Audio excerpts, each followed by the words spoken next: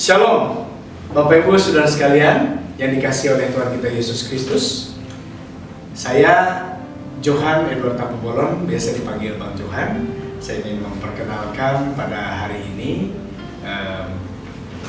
saya selaku Majelis Penghubung untuk Promise, program Mitra ASI dengan tahun kerja 2020 hingga 2022. Adapun yang menjadi koordinator dari tim Promise kali ini, saya perkenalkan Pak Setiawan Sulistiono. Beliau selaku koordinator, dan yang berikut yang menjadi anggota dari Promise yaitu Pak Yap Hansin. Oke. Dan berikut yang menjadi anggota dari tim Promise kali ini yaitu Bang Odi.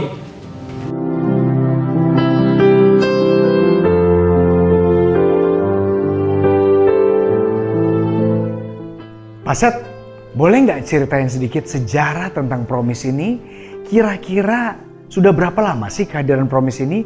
Serta coba ceritakan sedikit latar belakang kenapa Promise itu harus ada.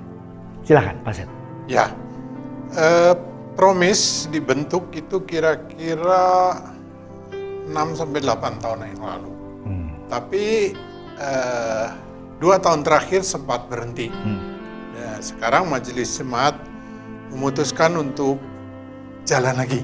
Diaktifkan lagi ya? Diaktifkan kembali. Kira-kira apa yang menjadi dasar pemikiran maka para pendiri Promise berpikir Promise itu penting, harus ada? Ya, kalau saya tanya sekarang, putra Pak Jo, kira-kira bayar uang sekolah berapa per bulan? Sangat mahal. Betul. Dan banyak sekali orang tua yang tidak mampu menyediakan dana itu rutin setiap bulan. Nah, oleh karena itu, ya kalau kita gotong royong mengumpulkan uang, dana untuk membantu anak-anak sekolah ini, supaya mereka bisa bayar biaya sekolah Lebih ringan. lebih ringan. Oh, berarti salah satu tujuannya itu membantu meringankan beban pendidikan anak-anak. Ya. Oke. Dan kita harus ingat, pendidikan itu sangat penting. Ya. Jadi beberapa hal yang terjadi di dunia ini adalah karena kurangnya pendidikan. Oke. Jadi Berarti kita mempunyai panggilan atau kewajiban untuk membantu anak-anak memperoleh pendidikan yang lebih baik, supaya dunia ini juga semakin baik. Oke. Terima kasih Pak Set.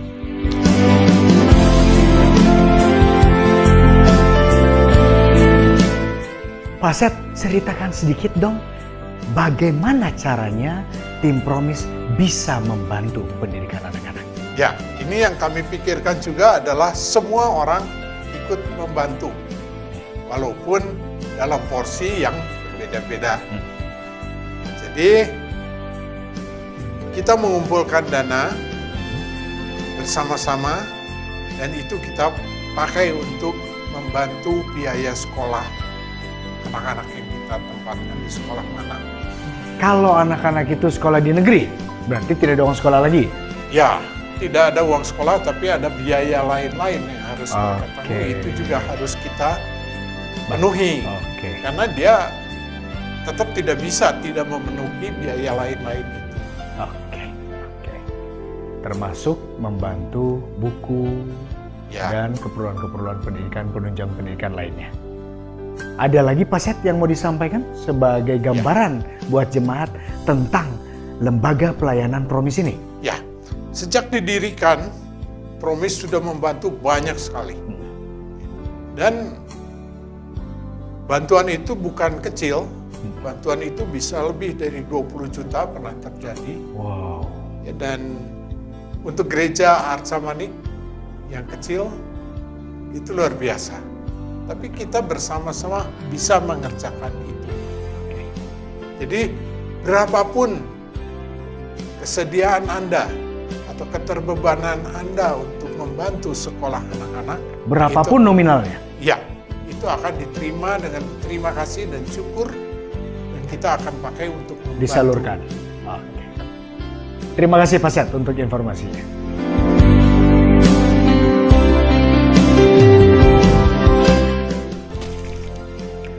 Sekarang kita ingin mendengar lebih jauh tentang teknis dari program Mitra ASI ini. Kita akan tanya, kita akan korek berapa banyak sih yang dibantu, kriteria-kriterianya siswa yang dibantu apakah ada, terus batasan-batasan umur atau kelas atau sekolah. Yuk kita panggil Pak Yap Hansen. Halo Jo. Halo ya. Baik. Pak Yap sini Pak Yap. Iya. Oke. Pak Yap, ceritain dong buat jemaat sekalian. Kira-kira tahun program sekarang ini berapa banyak yang mau dianggarkan dulu secara nominal, lalu berapa siswa sih? Begini Pak, karena tahun ini adalah tahun ajaran baru dan kita mulai dengan babak baru lagi. Iya. Kita baru merencanakan kira-kira 15 orang anak untuk kali ini dalam tahun ajaran 2000 sampai tahun 2001. Iya, betul.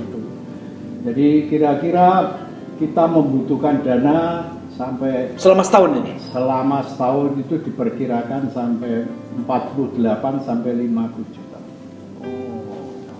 Anak-anak yang dibantu dari tingkat pendidikan apa aja, Pak Yap?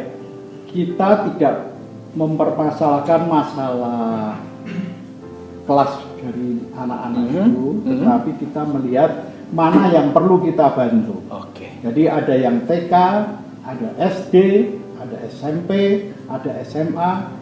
Kalau memungkinkan ada yang masuk ke perguruan tinggi. Oh, nanti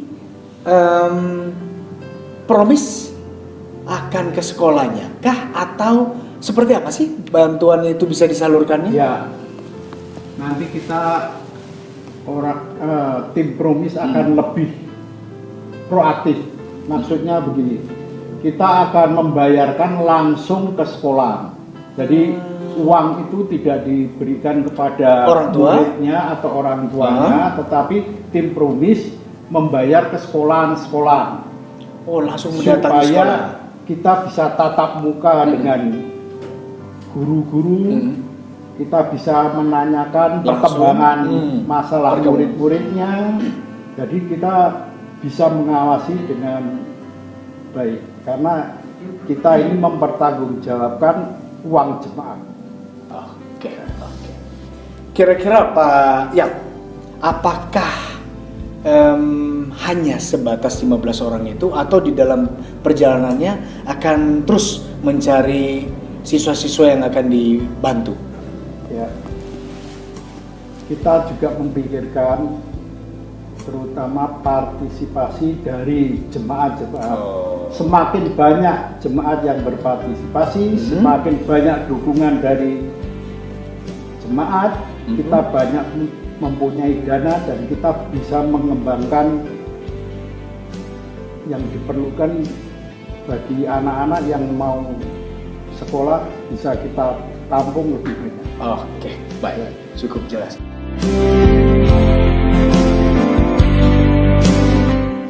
Pak Yap, beritahukan kepada kami, jemaat sekalian, apa yang harus dilakukan orang tua jika ingin mendapatkan bantuan dari Promis?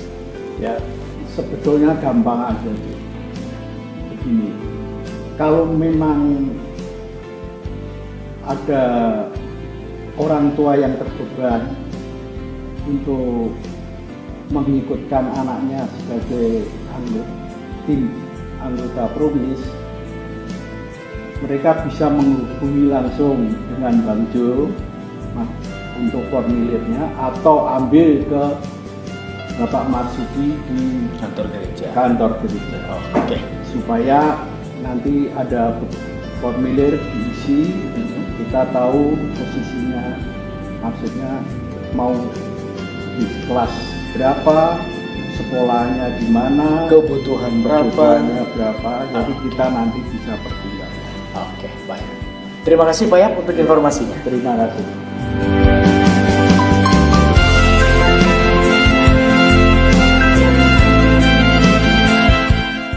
Bapak Ibu, saudara-saudari yang dikasihi oleh Tuhan Yesus Kristus, kami sungguh mengucap syukur untuk dukungan Bapak Ibu dan saudara-saudari sekalian bagi tim program Mitra Asih yang selama ini berlangsung. Dan kami harapkan bantuan dari Bapak Ibu, saudara-saudari sekalian untuk tetap mendukung dan membantu tim Promise sehingga banyak anak-anak yang dapat melanjutkan pendidikannya. Dan kami juga mengundang Bapak Ibu sekalian untuk dapat mengirimkan dukungan dana ke rekening tim Promise, yaitu rekening BCA cabang Ahmad Yani dengan nomor 4372513849 atas nama Yap Yansi. Kami percaya setiap dukungan dari Bapak Ibu dan saudara-saudari sekalian itu sangat berarti dan sangat berharga bagi anak-anak. Karena apa yang Bapak, Ibu, saudara-saudari lakukan itu dapat membantu anak-anak dalam pendidikan mereka se-Indonesia. Kami juga mengingatkan kepada Bapak, Ibu, saudara-saudari sekalian yang mau mendukung untuk menjadi donatur tetap bagi tim Promise untuk dapat mengisi formulir yang sudah disediakan, yang dapat Bapak, Ibu, saudara-saudari dapatkan di kantor gereja dengan menemui Bapak Marsudi, ataupun juga melalui link yang akan disampaikan seperti ini.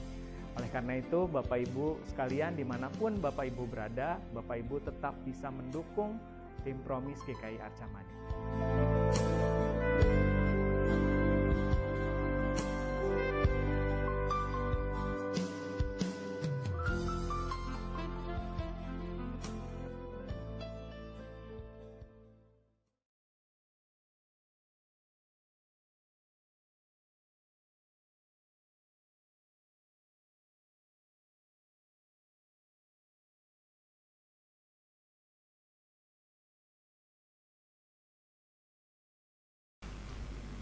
Shalom, Jemaat GKI Arca Manik yang dikasihi Tuhan. Ibadah hari ini memasuki minggu ketiga bulan kepemimpinan yang dilakukan selama bulan September 2020. Hari ini, tanggal 27 September 2020, akan dilayankan oleh Penatua Liana Dewi. Mari kita memulai ibadah kita hari ini. Angkatlah tanganmu ke tempat kudus dan pujilah Tuhan. Menyanyilah bagi Tuhan, pujilah namanya. Berilah kepada Tuhan kemuliaan namanya. Sebab kasih-Nya hebat atas kita. Dan kesetiaan Tuhan untuk selama-lamanya. Haleluya.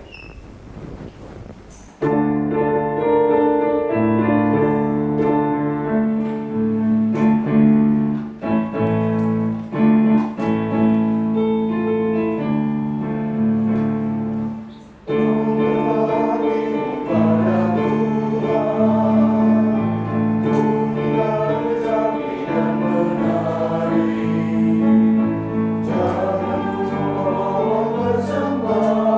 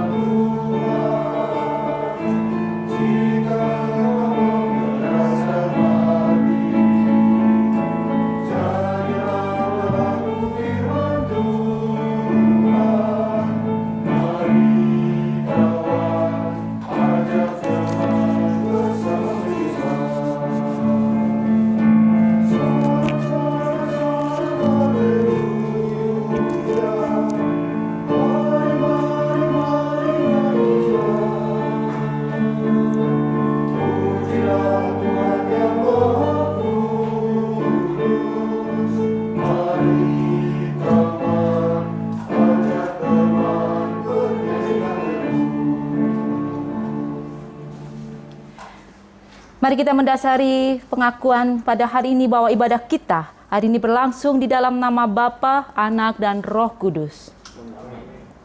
Kasih karunia dan damai sejahtera dari Allah Bapa kita dan dari Tuhan Yesus Kristus beserta kita sekalian. Dan besertamu juga. Mazmur 86 ayat yang ke-7 sampai 8 berbunyi demikian menjadi kata pembuka pada hari ini yang mengajak kita untuk melihat kembali panggilan ibadah dari Tuhan kepada kita. Pada hari kesesakanku aku berseru kepadamu, sebab engkau menjawab aku. Tidak ada seperti engkau di antara para Allah ya Tuhan, dan tidak ada seperti apa yang kau buat.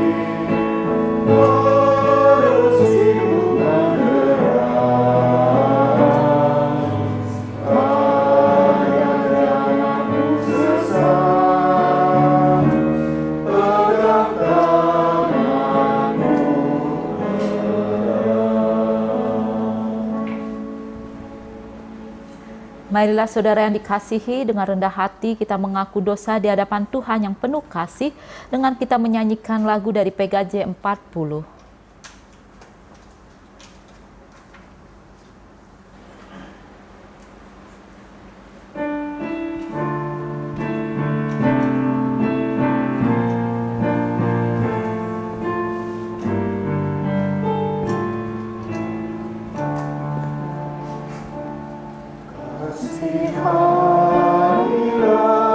Aku yang lemah, ya Tuhan.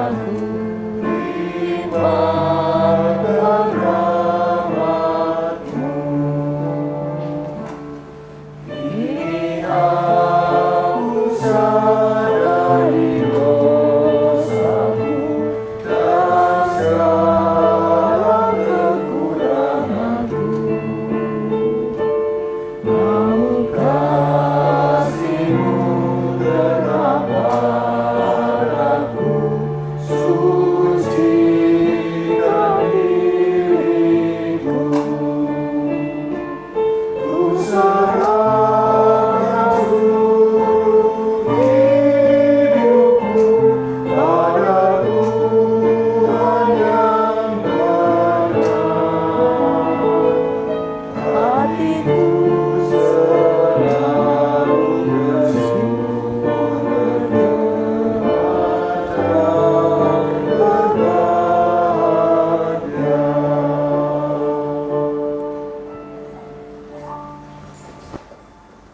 Terimalah berita anugerah dari Tuhan dari Yeremia 31 ayat yang ketiga. Dari jauh Tuhan menampakkan diri kepadanya, aku mengasihi engkau dengan kasih yang kekal. Sebab itu aku melanjutkan kasih setiaku kepadamu. Demikianlah berita anugerah dari Tuhan. Syukur kepada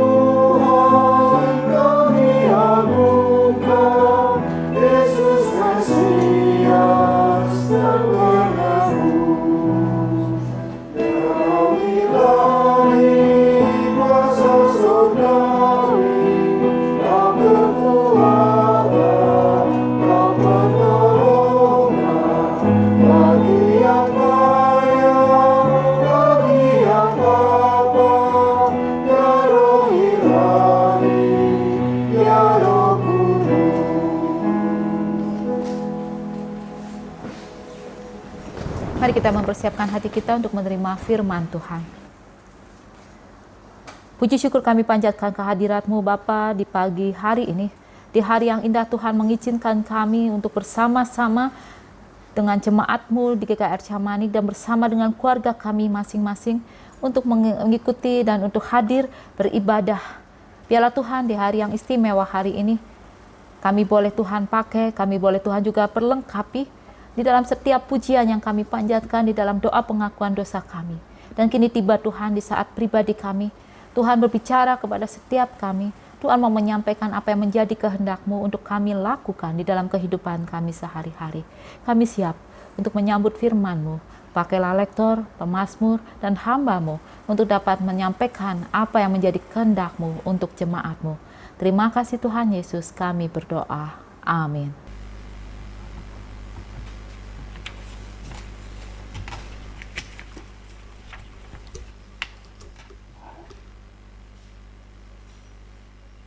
Pembacaan kitab Yehezkiel pasal 18 mulai ayat pertama sampai keempat dan ayat 25 sampai ayat yang ke-32. Maka datanglah firman Tuhan kepadaku, ada apa dengan kamu, sehingga kamu mengucapkan kata sindiran ini di tanah Israel? Ayah-ayah makan buah mentah, dan gigi anak-anaknya menjadi ngilu.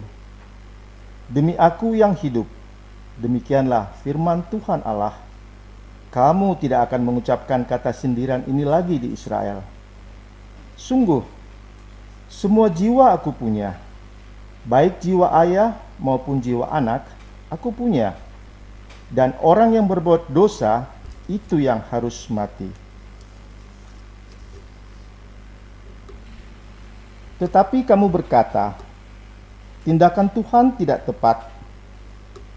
Dengarlah dulu, hai kaum Israel. Apakah tindakanku yang tidak tepat, ataukah tindakanmu yang tidak tepat? Kalau orang benar berbalik dari kebenarannya dan melakukan kecurangan sehingga ia mati, ia harus mati karena kecurangan yang dilakukannya. Sebaliknya, kalau orang fasik bertobat dari kefasikan yang dilakukannya, dan ia melakukan keadilan dan kebenaran, ia akan menyelamatkan nyawanya. Ia insaf dan bertobat dari segala durhaka yang dibuatnya. ia pasti hidup. Ia tidak akan mati. Tetapi kaum Israel berkata, tindakan Tuhan tidak tepat. Apakah tindakanku yang tidak tepat, hai kaum Israel? Ataukah tindakanmu yang tidak tepat? Oleh karena itu, aku akan menghukum kamu masing-masing menurut tindakannya, hai kaum Israel. Demikianlah firman Tuhan Allah. Bertobatlah dan berpalinglah dari segala durhaka kamu, supaya itu jangan bagimu menjadi batu sandungan yang menjatuhkan kamu ke dalam kesalahan. Buangkanlah daripadamu segala durhaka yang kamu buat terhadap aku, dan perbaharuilah hatimu dan rohmu. Mengapakah kamu akan mati, hai kaum Israel? Sebab aku tidak berkenan kepada kematian seseorang yang harus ditanggungnya.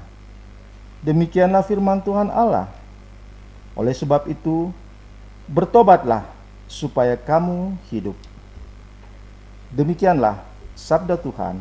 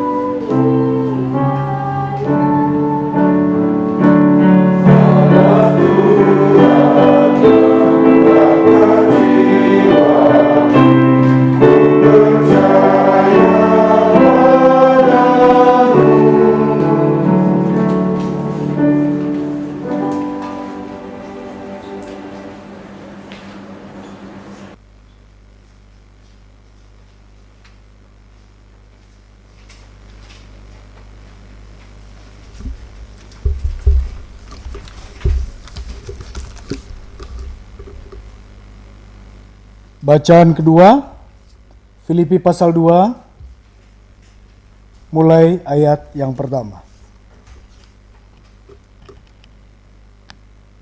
Jadi karena dalam Kristus ada nasihat, ada penghiburan kasih, ada persekutuan roh, ada kasih mesra dan belas kasihan, karena itu sempurnakanlah sukacitaku dengan ini. Hendaklah kamu sehati sepikir, dalam satu kasih, satu jiwa, satu tujuan, dengan tidak mencari kepentingan sendiri atau puji-pujian yang sia-sia. Sebaliknya, hendaklah dengan rendah hati yang seorang menganggap yang lain lebih utama daripada dirinya sendiri. Dan janganlah tiap-tiap orang hanya memperhatikan kepentingannya sendiri, tetapi kepentingan orang lain juga. Hendaklah kamu dalam hidupmu bersama menaruh pikiran dan perasaan yang terdapat juga dalam Kristus Yesus, yang walaupun dalam rupa Allah tidak menganggap kesetaraan dengan Allah itu sebagai milik yang harus dipertahankan, melainkan telah mengosongkan dirinya sendiri dan mengambil rupa seorang hamba dan menjadi sama dengan manusia.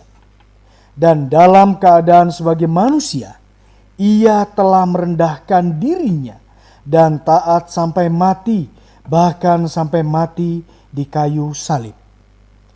Itulah sebabnya Allah sangat meninggikan dia dan mengaruniakan kepadanya nama di atas segala nama, supaya dalam nama Yesus bertekuk lutut segala yang ada di langit dan yang ada di atas bumi dan yang ada di bawah bumi, dan segala lidah mengaku Yesus Kristus adalah Tuhan bagi kemuliaan Allah Bapa. Hai saudara-saudaraku yang kekasih, kamu senantiasa taat. Karena itu, tetaplah kerjakan keselamatanmu dengan takut dan gentar. Bukan saja seperti aku masih hadir, tetapi terlebih pula sekarang waktu aku tidak hadir. Karena Allah lah yang mengerjakan dalam kamu baik kemauan maupun pekerjaan menurut kerelaannya. Demikianlah sabda Tuhan.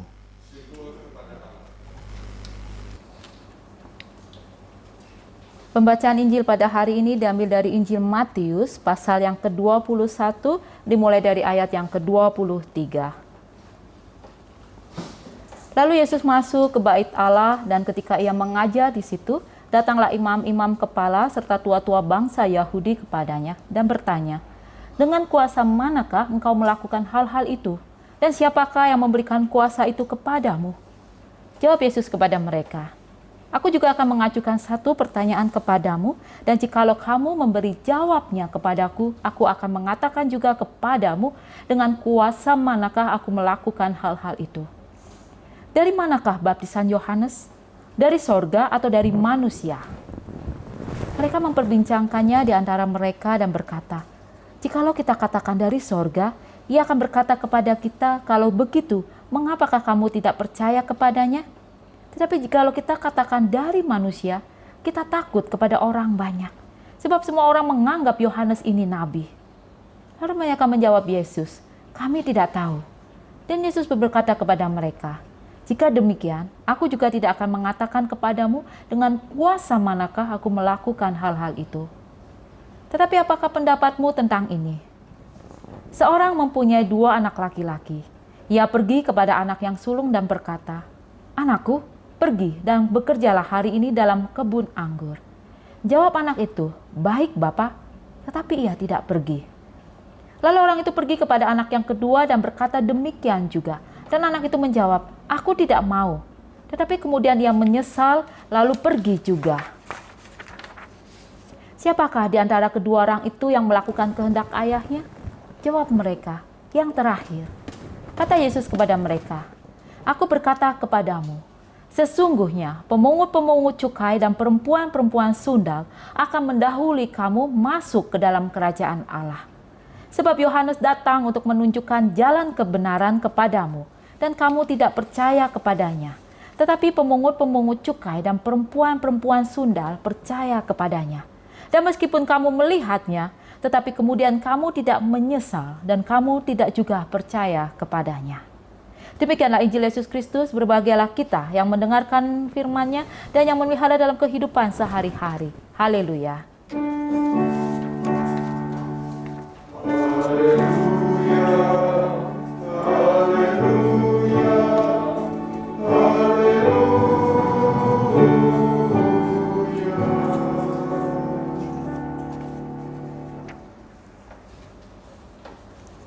Beberapa minggu lalu ada peristiwa lucu, tetapi itu membuat saya teringat.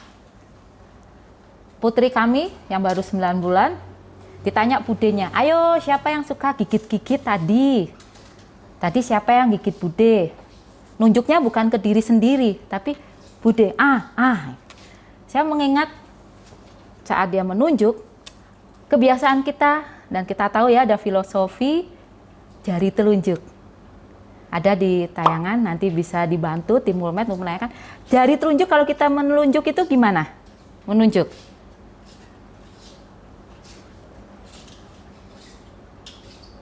Satu, sisa jarinya kemana? Ke arah kita. Hanya ibu jari yang di tengah ya. Ibu jari yang ada di tengah. Ternyata ini ada filosofinya. Saya berusaha mencari dan menemukan walaupun singkat gitu ya, tidak dalam karena saya tidak menemukan sumber aslinya. Filosofinya ada. Kenapa ibu jari itu ada di tengah? Bukan karena ibu jarinya tuh tidak tegas gitu ya, tidak mau ke dalam, tidak mau ke depan gini. Tapi dia di tengah. Karena kita mau diajarkan kebiasaan jari telunjuk itu apa? Ego, kebanggaan diri, gitu ya. Terus kekuasaan, menunjuk kekuasaan, diarahkan ke orang lain gitu kan. Dia mau berusaha menunjukkan kekuasaan kita gitu, kekuasaan yang punya jari tangan. Tapi ibu jari ini dikatakan pengajar kebijaksanaan. Walaupun dikatakan tidak tegas, tetapi dia mau mengingatkan jari telunjuk ini tidak bisa diatur, tapi ketiga jari ini mau diingatkan oleh si ibu jari ini untuk melihat ke dalam. Tidak ikut-ikutan jari telunjuk untuk menunjuk keluar, tapi ingatlah ke dalam. Jadi ibu jari ini bertugas untuk mengingatkan anak-anaknya yang lain. Jika ada satu anaknya yang bawel, yang sudah tidak bisa diatur, setidaknya ibu jari ini berusaha ada anak-anaknya yang lain mau diajari tentang realita kebenaran, tentang yang seharusnya. Saya berpikir nakal, jadi kalau lain kali mau nunjuk seperti ini, kamu gitu ya. Jadi itu adil, nggak terkesan egois. Bapak Ibu Saudara yang dikasih Tuhan, 4 bacaan pada hari ini mau mengingatkan lagi kepada kita tentang kebiasaan manusia.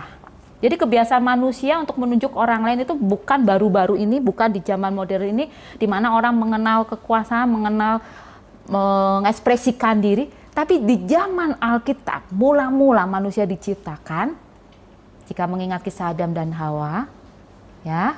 Kemudian di bacaan kita pada hari ini, kebiasaan untuk menuding, untuk mencari kesalahan orang lain itu sudah terjadi. Bangsa Israel mengalami peristiwa yang ya tidak mengenakan dan mengenaskan. Tapi mereka menuding siapa? Ini dosa para leluhur, sehingga mereka mengalami penderitaan. Yeskiel mau mengingatkan lagi, ngapain kamu menyalahkan orang lain? Lihatlah ke dirimu sendiri. Dan Yeskiel mengingatkan untuk bertobat dan diselamatkan. Allah bukanlah pribadi yang melihat kesalahan orang kemudian menimpakan kesalahan itu dan menghukumnya. Allah itu penuh kasih. Berapa kali Allah akan memberikan kesempatan bagi manusia untuk mengalami pertobatan. Jika peristiwa tidak mengenakan terjadi pada seorang yang sudah berdosa, itu karena memang orang ini memilih untuk mengalami penderitaan itu. Tidak mau memilih hidup baru, hidup yang merdeka bersama dengan Allah. Yeskiel mau mengingatkan lagi, dosamu itu lebih besar daripada dosa para leluhur. Para leluhur, dia memang melawan Allah. Tetapi dosamu hari ini itu sudah banyak. Coba diingat lagi. Yeskiel mengatakan itu. Coba dilihat kembali. Berapa besar hidupmu yang sudah dipakai untuk menyakiti hati Allah.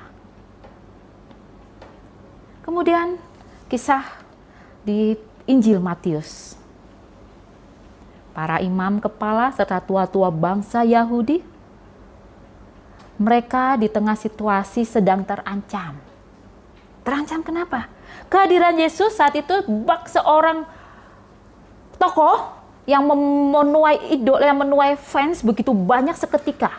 Sedangkan mereka berproses. Mereka harus menempuh pelajaran pendidikan agar bisa diterima dan diakui dan dihormati di tengah masyarakat. Tapi Yesus baru tampil. Siapa Tuhan Yesus? Latar belakangnya aja tidak jelas. Ada yang mengatakan dia anak tukang kayu, saudara-saudaranya ada di sini. Tapi bisa mengalahkan kedudukan imam-imam kepala dan tua-tua pada saat itu. Kita patut mengakui bangsa Yahudi sangat tegas, sangat disiplin dalam melaksanakan ritual keagamaan. Mereka tahu betul tentang firman Allah, tahu betul kebenaran tentang kasih Allah, tentang karya Allah yang akan menyelamatkan manusia, akan menghadirkan juru selamat. Yang menarik di sini, mereka lupa bahwa menjaga kekudusan Allah tidak sekedar sebatas melakukan ritual. Tapi mereka memakai itu untuk menjadi patokan bagi orang lain, menjadi patokan mengukur orang lain. Yesus membandingkan mereka dengan perumpamaan. Dua anak. Anak yang pertama dikasih tugas, tetapi iya, jarkoni, bisa ngujar, tidak bisa melakukannya. Tapi anak yang kedua, dia mengatakan tidak. Tetapi disebutkan anak yang kedua, justru akhirnya dia menyesal dan dia melakukan apa yang dikehendaki bapaknya. Dan menarik, Tuhan Yesus menutup. Yesus membandingkan dengan siapa? Membandingkan dengan orang-orang yang justru dianggap hina di masyarakat pada saat itu. Para pemungut cukai, perempuan-perempuan Sunda. Mereka tidak memiliki kedudukan, tetapi merekalah ini yang dikatakan menerima anugerah keselamatan. Merekalah yang bersuka cita dan layak dipandang Allah. Layak menerima sukacita surga. Di mana mereka?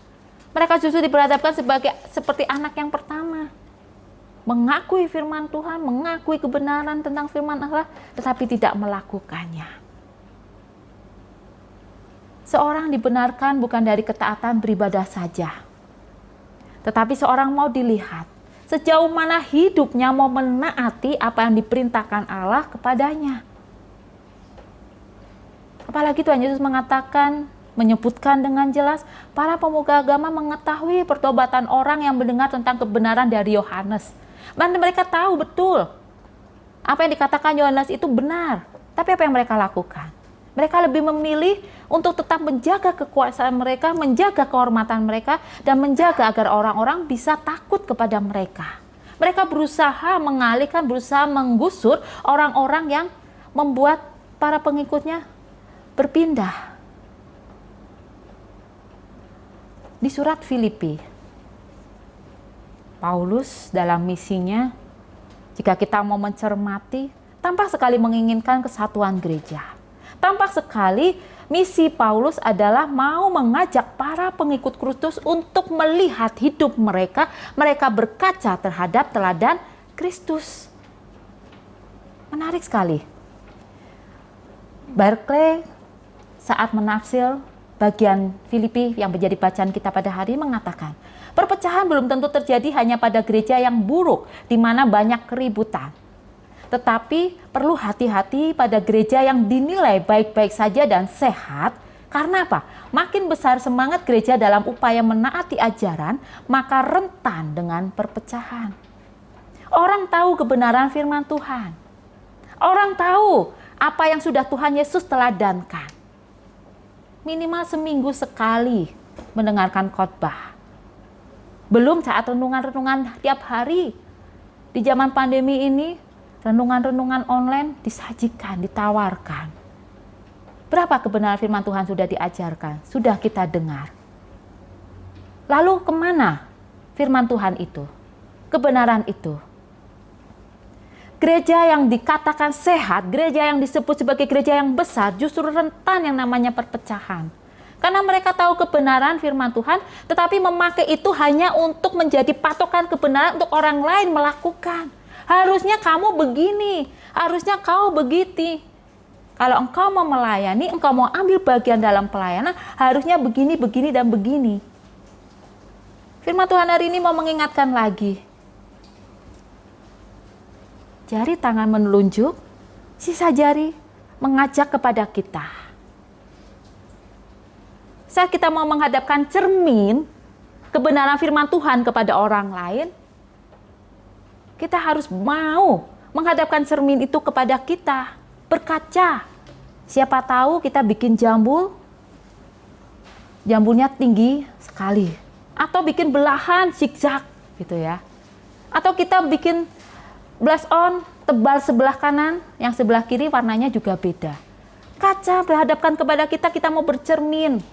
Kehidupan kita mana yang tidak berkenan di hadapan Tuhan? Mana yang belum sesuai dengan teladan Kristus? Sangat menarik untuk kita renungkan bersama-sama bagi kita jemaat Tuhan. Bagi kita yang menjadi gereja yang dipanggil keluar. Jangan merasa buruk dengan gereja yang terancam perpecahan. Karena setiap orang memiliki semangat untuk menjadi gereja yang sesuai dengan yang Kristus kehendaki. Tapi dikenakan untuk orang lain.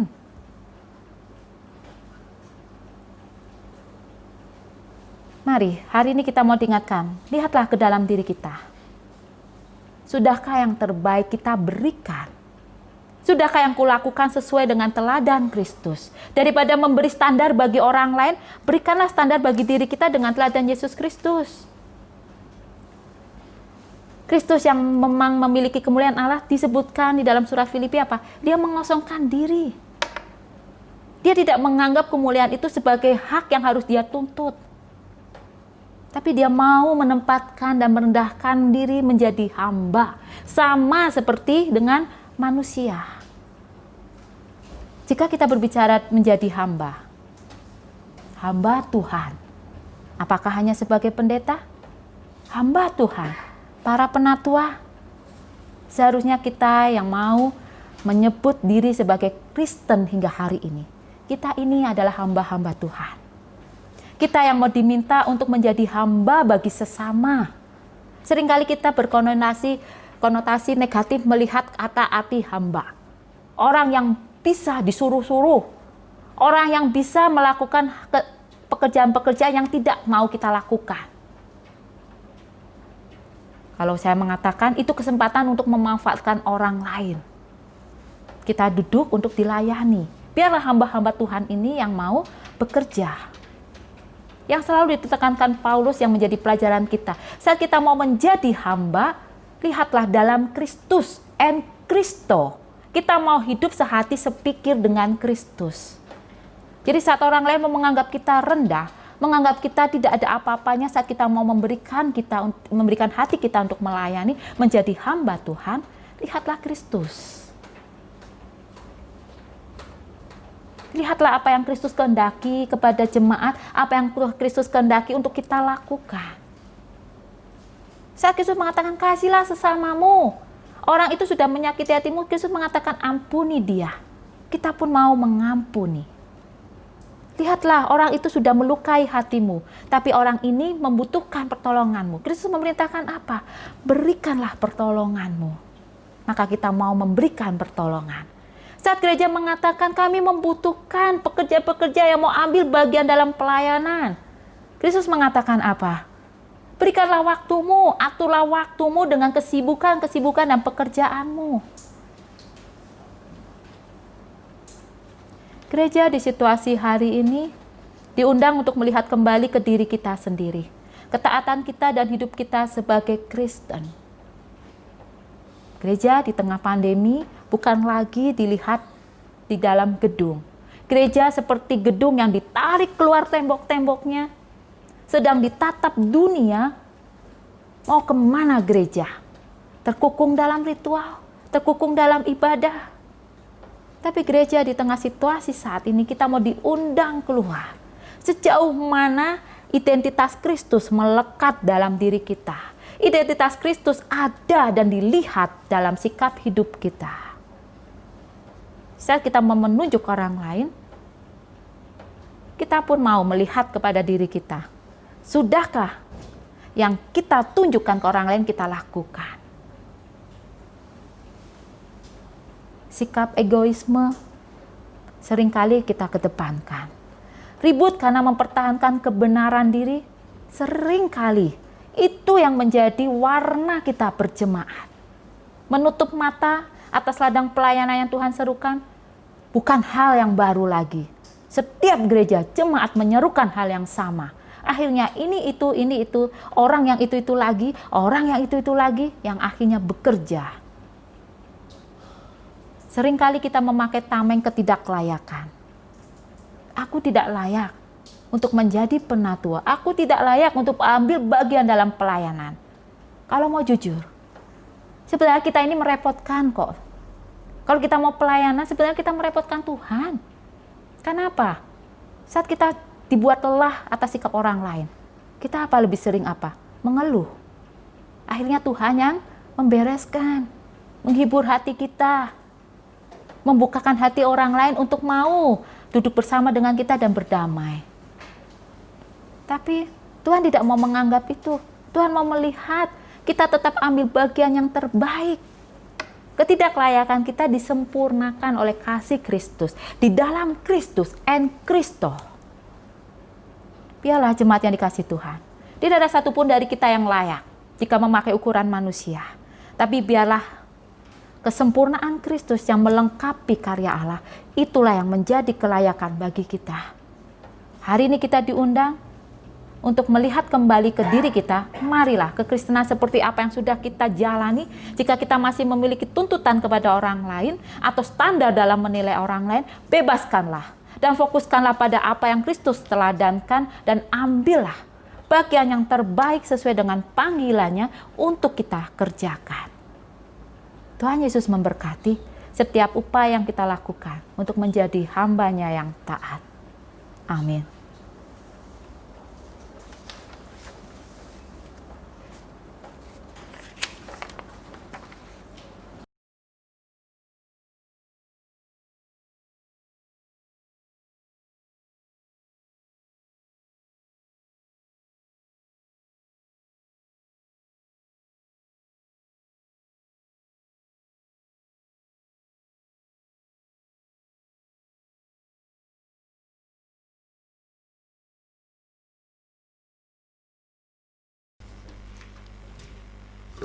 Bapak Ibu, saya undang bangkit berdiri.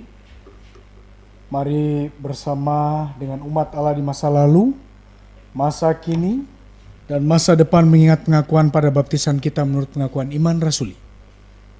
Aku percaya kepada Allah Bapa yang Maha Kuasa, Khalik langit dan bumi, dan kepada Yesus Kristus anaknya yang tunggal Tuhan kita, yang dikandung daripada Roh Kudus, lahir dari anak darah Maria, yang menderita sengsara di bawah pemerintahan Pontius Pilatus, disalibkan, mati dan dikuburkan, turun ke dalam kerajaan maut, pada hari yang ketiga bangkit pula dari antara orang mati, naik sorga, duduk sebelah kanan Allah, Bapa yang Maha Kuasa, dan dari sana Ia akan datang untuk menghakimi orang yang hidup dan yang mati.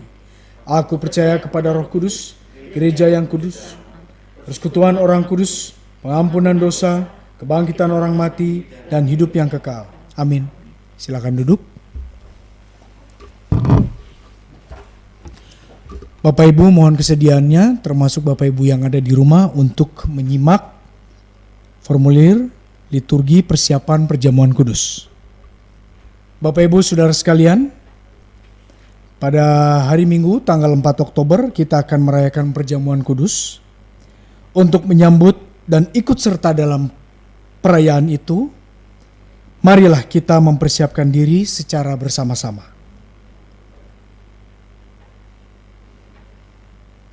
Pada perjamuan malam terakhir, Kristus menghendaki kita merayakan perjamuan kudus untuk mengenangnya. Mengenang Kristus berarti mengalami kehadirannya seperti murid-muridnya dahulu mengalami kehadirannya bersama mereka. Mengenang Kristus juga berarti menyadari secara pribadi seluruh kehidupan Kristus yang diberikannya bagi keselamatan dunia. Sejak dia lahir, melayani, menderita sengsara, mati, dibangkitkan, dan dimuliakan di sorga. Marilah kita merenungkannya. Apakah saudara benar-benar rindu untuk berjumpa secara pribadi dengan Kristus? Untuk mengalami kasih, kuasa, dan kebenarannya yang membaharui hidup saudara? Apakah saudara menghayati bahwa seluruh kehidupan dan karya Kristus, yaitu kelahirannya, pelayanannya, penderitaannya, kematiannya, kebangkitannya, kenaikannya ke surga, sampai kedatangannya kembali, terkait erat dengan kehidupan saudara?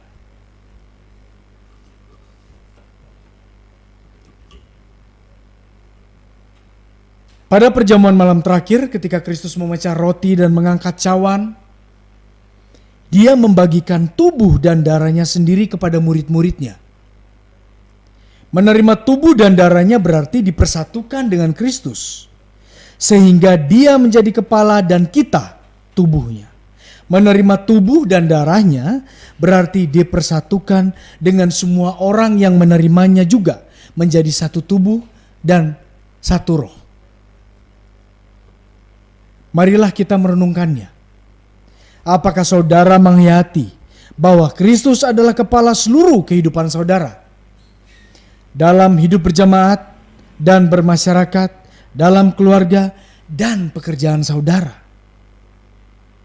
Apakah saudara menghayati bahwa saudara adalah anggota tubuh Kristus yang saling mengasihi seorang terhadap yang lain?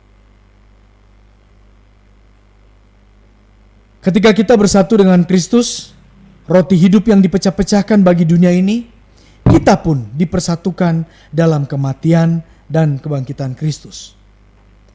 Dipersatukan dengan Kristus berarti diutus untuk mengosongkan dan menyangkal diri, memikul salib dan mengikut Kristus. Dipersatukan dengan Kristus berarti diutus untuk memberi hidup kita demi keselamatan dunia. Marilah kita merenungkan, apakah dalam persekutuan dengan Kristus, saudara mau berkorban dan menjadi berkat bagi sesama saudara? Apakah saudara menyadari bahwa sebagai anggota tubuh Kristus di tengah dunia, saudara menjadi mata dan telinga bagi Kristus yang melihat dan mendengarkan serta peduli terhadap kebutuhan masalah sesama saudara? Sudahkah saudara menjadi mulut bagi Kristus yang menyuarakan kebenaran dan keadilan dalam lingkungan saudara? Sudahkah saudara menjadi tangan bagi Kristus yang berkarya memperjuangkan damai sejahtera di muka bumi? Kiranya Roh Kudus menolong kita semua dalam mempersiapkan diri kita untuk menyambut dan merayakan perjamuan kudus pada tanggal 4 Oktober nanti. Tuhan Yesus memberkati.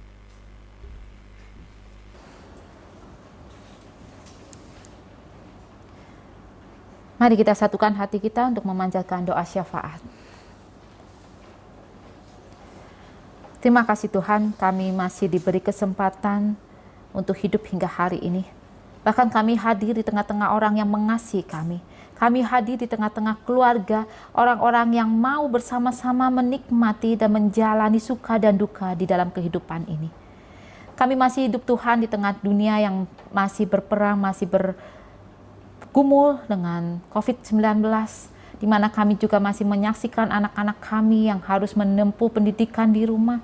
Bagaimana kami melihat pasangan hidup kami yang masih harus berupaya, berjuang di dalam ekonomi, berupaya juga untuk memberikan kehidupan yang tetap baik di dalam kehidupan rumah tangga kami. Kami juga masih melihat Tuhan orang-orang yang kami kasihi berjuang di luar kota, berjuang di luar pulau, berjuang di dalam pengabdian mereka. Tuhan, hari ini kami mau menyerahkan kehidupan kami, mau menyerahkan kehidupan orang-orang yang kami sayangi. Biarlah mereka boleh berjuang di dalam pengabdian mereka boleh berjuang di dalam pekerjaan, berjuang di dalam setiap upaya, Biarlah Tuhan yang mau memberkati. Tuhan mau memberikan kesehatan bagi kami. Tuhan mau tetap mendampingi kami, sehingga di dalam persulitan apapun kami boleh memiliki pengharapan. Kami juga berdoa Tuhan bagi jemaat-Mu GKR Camanik. Belum lama kami merayakan ulang tahun ke-31. Biarlah Tuhan, di dalam jemaat yang dewasa ini, kami boleh tetap menjaga kehidupan persekutuan jemaat tetap dapat terjalin. Biarlah Tuhan Yesus mau hadir di dalam persekutuan kami, menjadi kepala di dalam persekutuan kami ini. Biarlah Tuhan mau berkati majelis jemaat, hamba-Mu, dan juga setiap kami yang memberikan diri ambil bagian secara aktif di dalam pelayanan komisi, di dalam setiap pelayanan badan pelayanan dan pelayanan-pelayanan lain Tuhan di dalam jemaat-Mu. Biarlah Tuhan di dalam pemikiran, di dalam iman kami yang mau menempatkan Kristus sebagai kepala gereja, itulah yang menjadi kesatuan dan memberikan semangat bagi kami untuk tetap melayani. Tuhan juga mau memberkati upaya jemaat-Mu GKR Camanik untuk melakukan ibadah tatap muka di tanggal 4 Oktober nanti, bersamaan juga di dalam pembukaan bulan keluarga, bersamaan juga dengan perjamuan kudus sedunia. Biar Tuhan mau memberkati setiap upaya yang dilakukan, setiap orang yang ambil bagian di dalam mempersiapkan, dan setiap kami yang akan menyambut sukacita ibadah tatap muka ini boleh ambil bagian secara penuh dengan baik. Biarlah kami boleh menjaga diri kami, menjaga kesehatan kami, dan juga menjaga orang lain di dalam tingkah laku kami. Kami berdoa Tuhan bagi 3 keluarga yang hadir di tengah-tengah persekutuan jemaat kami. Keluarga Ibu Inge Gamaliel, bagi keluarga Bapak Markus Supranoto, bagi keluarga Bapak Marsudi. Biarlah Tuhan, ketiga anggota keluarga yang hadir di tengah-tengah persekutuan jemaat kami ini, mereka menjadi sukacita dan mereka juga boleh merasakan sukacita yang sama. Mereka boleh bersama-sama dengan jemaat-Mu di tempat ini melayani Tuhan, ambil bagian secara aktif di dalam pelayanan Tuhan.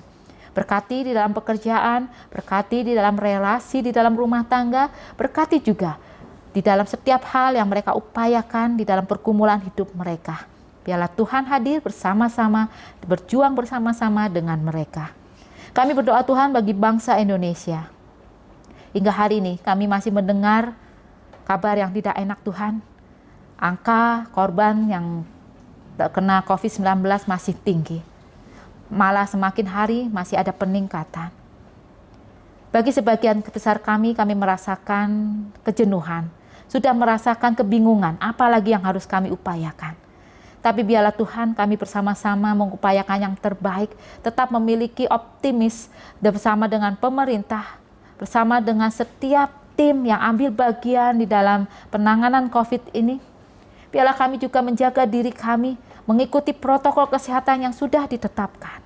Biarlah kami juga boleh menjadi pengingat bagi sesama kami, di mana mereka yang melupakan, yang mengabaikan protokol kesehatan. Sehingga kami boleh bersama-sama bergandengan tangan mengatasi pandemi ini agar segera berakhir. Tuhan berkati bangsa Indonesia, biarlah bangsa Indonesia Tuhan pulihkan. Tuhan mau hadir bersama-sama dengan kami. Terima kasih Tuhan Yesus, setiap kami yang berdoa di hadapan Tuhan pada hari ini. Biarlah Tuhan yang mau menengok kami, pribadi demi pribadi, setiap hal yang kami bawa di dalam doa kami, doa pribadi kami di hadapan Tuhan. Biar Tuhan yang mau mendengarkan dan Tuhan mau menjawabnya. Di dalam nama Tuhan Yesus kami berdoa. Amin.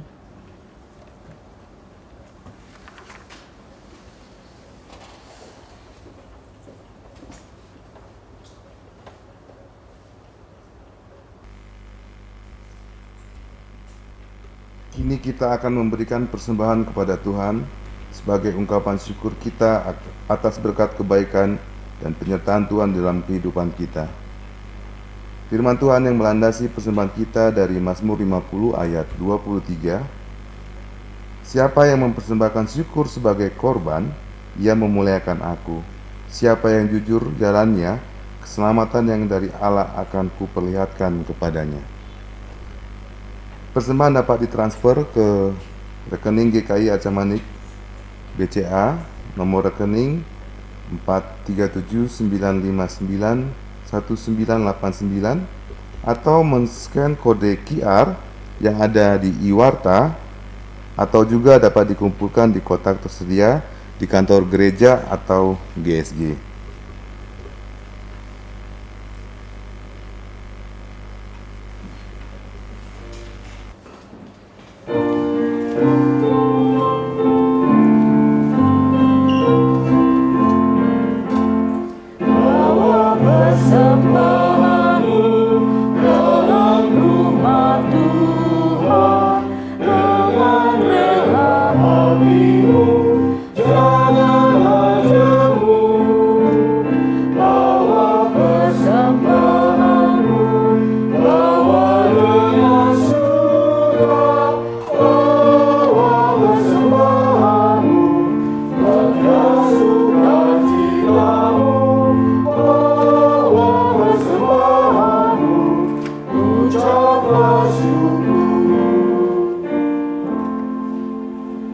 Mari kita berdoa.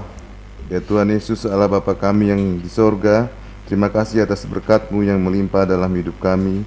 Pada hari ini kami mengumpulkan persembahan kami atas wujud terima kasih kami ya Tuhan. Kiranya Kau mengajarkan kami juga untuk mempersembahkan tubuh kami kepadamu. Bantulah kami dalam mengelola persembahan ini. Kiranya persembahan ini dapat menjadi berkat bagi orang-orang yang membutuhkan. Terima kasih ya Tuhan atas segala yang kami alami dalam hidup kami. Dalam nama Tuhan Yesus Kristus kami berdoa dan mengucap syukur. Amin.